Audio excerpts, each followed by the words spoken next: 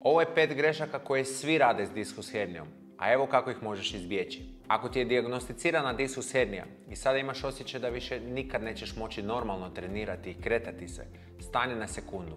Najveća greška nije dijagnoza, nego ono što napraviš poslije.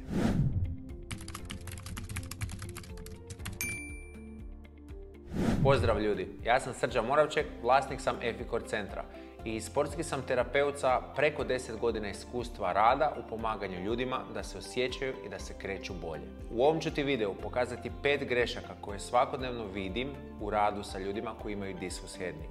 Ako znaš što trebaš izbjegavati, već si na pola puta do oporavka. A evo što ćemo proći. Prvo, potpuno izbjegavanje pokreta i zanemarivanje upalnog procesa. Drugo, fokus isključivo na trbu, bez razumijevanja funkcije trupa. Treće, zanemarivanje kukova, a tu leži ključ zdravih leđa. Četvrto, prebrz povratak starim navikama. I peto, trening bez razumijevanja pokreta. Prije nego krenemo, lajkaj ovo i zaprati ovaj kanal kako bi mogao izbacivati još ovakvih videa i pomagati ljudima baš kao što si ti. U početku kad te zaboli, izbjegavanje pokreta je apsolutno refleks. I to ima smisla, tijelo se štiti od daljnje štete. Iza same dijagnoze diskus hernije vrlo često stoji i lokalni upalni proces. I to nije loše, to je jedan normalan, prirodan proces zacijeljenja tkiva. Ali ako ostaneš predugo u tom zaštitničkom modu, riskiraš da tijelo na jedan način zaboravi pokret. I onda bol može postati kronična. Evo ti jedna usporedba.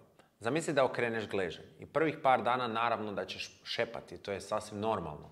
Ali zamisli da nastaviš šepati još 2 mjeseca zato jer se bojiš osloniti se na nogu. Bojiš se da ćeš se previše opteretiti. I što se tad može desiti? Tijelo gubi snagu, možeš steći jedan krivi obrazac hoda i bol se na kraju krajeva onda širi.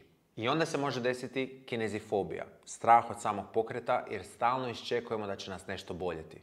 Taj strah je u početku normalan, ali kroz vrijeme, ako duže potraje, može sabotirati cijeli tvoj oporavak.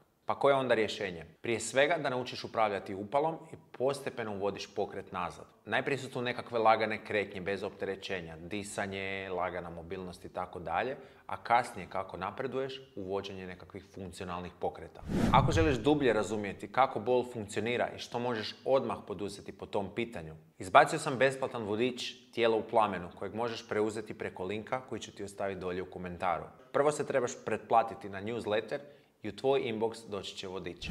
Druga greška je fokus isključivo na trbu, bez razumijevanja kako funkcionira naš trup. Ljudi uglavnom čuju da treba jačati kor, da treba jačati leđa, da treba jačati trbuh. I odmah tu pomišljaju na ležnjake, na plenkove, na mrtve kukce itd. itd.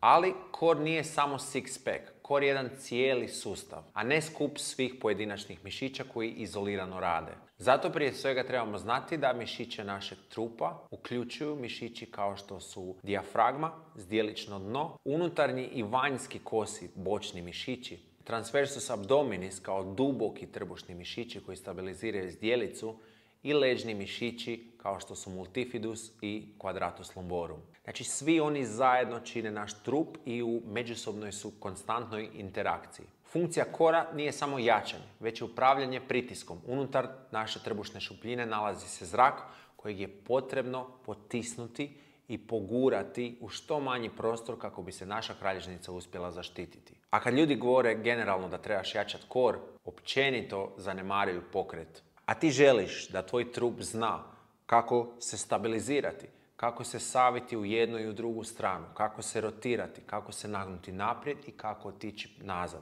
Sve su to jako, jako bitne funkcije za tvoju kralježnicu. Zato je bitno da ih naučiš kako izvoditi, a ne da ih stalno izbjegavaš. I ovo je tvoja jedna praktična poruka. Nemoj izbjegavati pokret, nego se nauči stabilizirati i nauči se kontrolirati pokret. U treningu koristi i fleksiju, i ekstenziju, i rotaciju, i naginjanje. Ali uz nekakav nadzor i nekakvu jasnu i logičnu progresiju. Bitno je da u samom početku ti ne bude nešto preteško, ali niti da ti ne bude prelagano. Dakle, progresija će biti ključ kod napretka u mišićima trupa. Treća je greška zanemarivanje kukova i tu leži ključ zdravih leđa. I to je vrlo često jedna skrivena greška. Potrebni su nam mobilni, ali i snažni kukovi. Kukovi su uz ramena zglobovi sa najvećim opsegom pokreta u tijelu, ali ih često ne znamo ili ih koristimo na drugačiji način nego što bi trebalo. Ako tvoj kuk ne može ući u fleksiju, ne može ući u ekstenziju ili u nekakvu rotaciju, tijelo će tražiti pokret negdje drugdje. Vrlo često traži ga baš u leđima. To znači da tvoja kralježnica radi ono što ne bi trebala raditi. I onda može doći do nekakve upale diska, do nekakvog zatezanja mišića ili iritacije živca. Možeš napraviti jedan jednostavan test. Ako ne možeš ući u poziciju 90-90 bez da gubiš ravnotežu ili bez da ti se savije trup, znači da imaš vjerojatno problema sa kukovima. Vježbe koje su ti u tom slučaju dobre za početak su ti bočni plenkovi, unutarnja i vanjska rotacija kukova, te nekakvi kontrolirani iskoraci u razne strane. To je nekakva baza.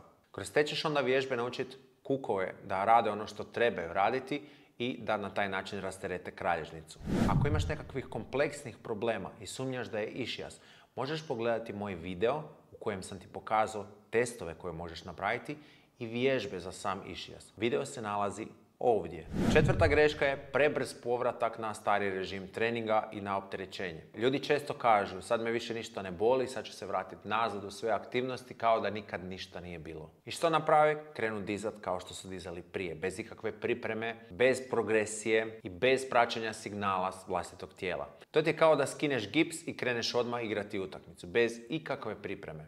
Ja sa svojim klijentima koristim RPE skalu gdje procjenjujemo vlastiti napor, kako bismo uvijek subjektivno znali koliki je taj stres koji tijelo prima. I zadnja greška je ta da ljudi rade vježbe koje apsolutno ne razumiju. Savi se, podigni se, spusti, bez ikakve kontrole, bez ikakve progresije, bez jednog optimalnog obrasca kretanja. Moj fokus je uglavnom sa klijentima da ih učim hip hinge, kako se saviti u vlastitim kukovima. To je dobar temelj za čučanj, to je dobar temelj za mrtvo dizanje, ali i za svakodnevne pokrete kao što su sagibanje ili podizanje tereta. Ne, to ne znači da stalno moraš na taj način podizati teret, ali u nekim situacijama je bolje biti optimalni u tim pokretima. Vježbe poput glute bridgea, poput iskoraka, bočnog plenka, deadlifta i čučnja jako bitne i to je odlično za sam start. Zaključak svega, ako imaš diskus herniju, apsolutno nije zabranjeno treniranje. Samo potreban ti je drugačiji pristup. Prvo je razumijevanje, onda ide svjesnost pokreta. Iza toga ide progresija i naravno ono što je baza svega je strpljenje. Oporavak je jedan proces, ne traje 3 dana, ne završava kad bol prestane, a sa pravim planom možeš se vratiti svemu što voliš.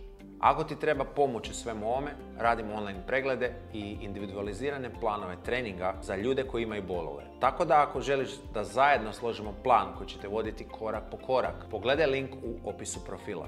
Isto tako, ako ti je ovaj video bio koristan, klikni like, pretplati se i podijeli ga nekome kome bi baš mogao pomoći. Hvala još jednom na gledanju i vidimo se uskoro.